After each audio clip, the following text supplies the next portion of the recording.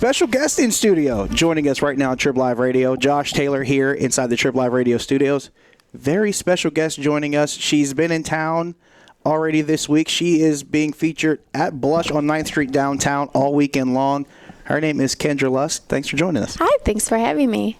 All right, Kendra, now I got to ask you this question. The first question I usually ask everybody that's come in, and I mean, we have a lot of guests that come in, a lot of ladies that, come in to visit the city. How many times have you been to Pittsburgh? Oh, this is my first time. Really? Yes, first time I know. To Pittsburgh. I'm sad because, I know you have a Steelers hat on and I big do. football hockey town, but I like watching the Steelers play. Oh. So, yeah, I like football. So. See, our viewers and our listeners are going to love you already. Oh, well, see, the thing is I don't have as much time. I see you guys have it playing to follow it, but I love watching, I like going to the games, and I understand it a bit, so.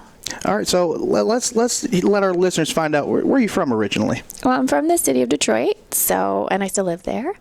And I don't plan on moving anytime soon. I like the cold weather. I like skiing. I think I like more drinking in the lodge, watching the people ski. But You're more like me. That's what I do. I just drink. Okay, I'll go down the bunny hill or whatever. Exactly. And usually then it ends up badly for me. So I try to avoid that. Just stay in the lodge and drink. It's easier. Me too. So, but yeah, I love, that's where my family is. That's where my friends are. And I know I do a lot of workouts, outside of the state, but that's where my heart is. So I'm staying there. I got to ask you this because you're from Michigan. This is a big question. Michigan or Michigan State? Which one? I know. Well, okay. I don't know too much about it, but I know the coach from Michigan right now really sucks balls. So I'm sorry. I don't know if I should say that, but yeah, it's pathetic. So, I have family that went to U of M, so I am a U of M fan. However, right now they're struggling. So fair enough. You're amazing blue girl. That's right. All right. Well, let's get down to brass tacks and a little bit more recent information. I did some research. I do my research from time to time. I like it. A boy that does his homework. And I didn't do a lot in school, but I'm doing more research now, more homework now than I was in school. It's weird. It's backwards. I know, right? But what I've discovered is that you've been nominated for quite a few awards recently. So kind of explain that to us. I'm really flattered. I don't. I'll read through them on Twitter, but I don't know exactly all the awards. I'm really about my fans, and I like connecting with them.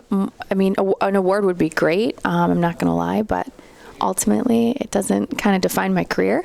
But anyway, so it's cool. MILF of the Year, nominated for XBiz and AVN, and I don't know, some fan awards. So it's cool. I think I get more excited about the fan awards than I do the actual AVN, because ultimately it's all subjective, it's and there's a lot that goes into it, but it's cool. So I'll sum it up. I imagine, it's not necessarily about the achievement. It's more or less about the appreciation. Am I right? Yeah, absolutely. I think it's really fucking cool. Oh, sorry, the F-bomb. I'm not supposed to say that. Shoot, sorry, really cool. Sorry. And Brian warned me. He goes, just, be careful. Don't slip up. We survived through worse. It's okay.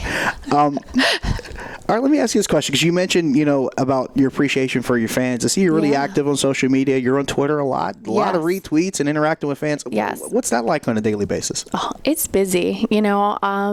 I tweet a heck of a lot, but for me, that's how I kind of got started. I was this girl from Michigan that nobody knew, and I started a Twitter and webcammed for a few months, and then I guess I realized then the importance of kind of connecting and networking and doing that. And I think the fans think it's cool. I mean, there's a girl or, somebody that you watch and you think's pretty hot or whatever, and they respond back. I mean, it's cool. It makes them feel like they're a part of what you're doing, and, it's fun. So I love it. Now, you mentioned that you have a webcam and everything. Mm-hmm. If you can kind of break down, how did the timeline go around you getting into the business, and how did things get to this point? Where did Kendra Lust start from point A and then get to point B right now? I started in March. I guess let me backtrack. I started webcamming in November or December of 2011, and it was kind of cool. It was kind of a way to make extra money, and I liked it. I liked being in front of the camera. And one of the guys in my room had said, would you ever be interested in doing doing porn? And I thought, well, how the heck? I don't know anything about it. I watch it. I love it. But I never really thought that I could do it. And I did my research too, and got some photos done and sent them out to a lot of the companies. And I basically was relentless. I was telling the directors, you just have to give me a shot. So I did it the old-fashioned way, like kind of how the girls did it back in the day. Except I wasn't discovered. I was hoping that they would, kind of like what they saw.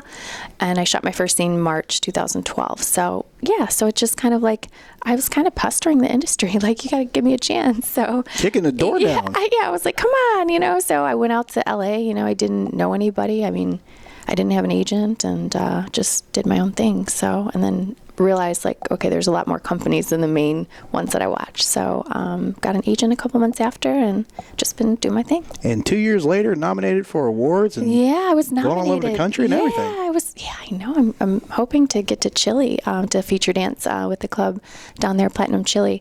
Has contacted me. They've only had one other feature from the United States, and which was Jessie Jane, and she's awesome. And it looks like a beautiful club, so I could get a little vacation. Sounds like a beautiful place too. How many people get to go to South America? I know, right? And look at all those beautiful women and these Chilean men. I'm telling you, it's just beautiful people all together. You can just sit around. That's the best kind of people watching, I would think, in South America, wouldn't it? There's no such thing as bad people watching. You got me there. I'm serious, because you see some crazy stuff. I could just sit back like Kermit the Frog, drink my iced tea, and watch people all day. It's the best source of free entertainment, right? It's true. Perfect. It's true. Now, you mentioned featured dancing, and you talked about how you've been involved, in adult entertainment for a couple years. What about featured dancing? How long have you been doing that, and what's your take on that so far? I started that about a year, maybe year and a half ago, maybe about a year after I got into the industry, and a couple of people said, oh, you're not ready, and, you need this and you need that, and really tried to kind of give me some bad advice. But, I take everything with a grain of salt. But I thought, what the heck do I have to lose? Like, if a club wants to book me and I have a chance to, like, go to a city where I don't know fans and I can connect with fans and just have a good time, that's what I'm going to do. Hey, there's a lot of people in the business that are doing that are actually moving around. A lot of ladies doing shows and getting across the country. And some have really huge followings, especially that come through Pittsburgh a lot. You hear a lot of big names that come through on a regular basis. So it's a good way to get your name out there. Yeah, for sure. And I'm still, I am in no way, shape, or form ready to stop getting my name out there. I mean, I think some people just kind of reach a certain status and they feel like, oh, well, there's a ton of people, millions and millions of people that don't know me. So I'm going to keep at it. What's that been like, that experience of getting the tour around the country and being on the road and meeting people, probably a lot of flights and a lot of cab rides and a lot of people with names you don't remember? Right. What's that experience like? For me, it's really cool to be able to do that. And the traveling is awesome. I like to see new places, and I try to take an extra day to kind of see the cities. And I did I don't want to go there, but anyway, I did like a 5-hour bike ride. I was like, what am I thinking? I have to feature dance tonight. But anyway, it was fun when I was in San Francisco. But I like it. The traveling sometimes gets a little grueling, the jet lag and stuff like that. But, it comes with the territory. I'm not going to complain. You do what you got to do and have fun with it. Well, you mentioned that you do a lot of work in LA as far as your film work's concerned. Now I got to ask you this question, because you're touring around the country, feature dancing, you're doing work in LA, but you live in Detroit. Yeah. How do you kind of divvy up your schedule? What's the percentages of time you're at home, time you're out in LA working, and time you're traveling on the road? That's a good question. Sometimes I wonder, what the heck am I doing?